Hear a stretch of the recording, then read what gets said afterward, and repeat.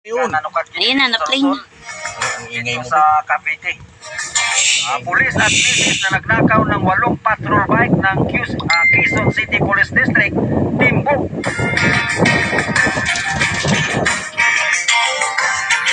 Sayron tang dugang ditilya may tungkol ining balita sa pag-report ni Mobile Journal numero 15. Floribet Penarejo. Floribet, please come in.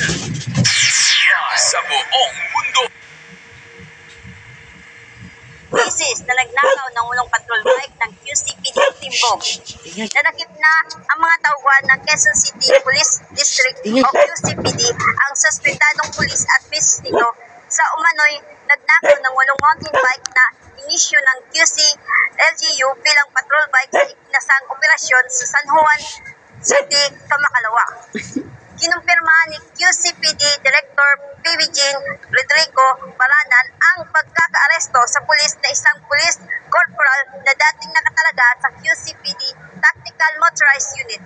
Binitbit ang mga suspect mula sa kanilang bahay sa Barangay Corazon de Jesus. Nadiskobring nawawala ang 8 mountain bike nitong Agosto 2, dakong alas 6:30 ng umaga sa harap ng QCPD Grandstand, Camp Caringal, Barangay Butukan, Quezon City nang magsagawa ng inspeksyon ang DPMU.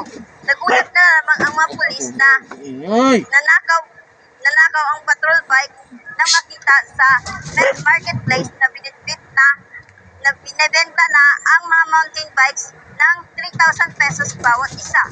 Ayon naman sa seller, hindi niya alam na mga nakaw ang mga mountain bikes at binibigyan lang niya ang pulis at binigyan lang siya ng pulis na halagang 24,000. Inihanda na ang kaso laban sa pulis at misis nito. Ang balitang ito ay hatid sa atin ng Blessed Banyawan Liniment Oil mula dito sa Imus, Cavite. Mobile Journal number 15, Floribet Penarejo nag-uulat para sa Shine Balita News Online Nationwide.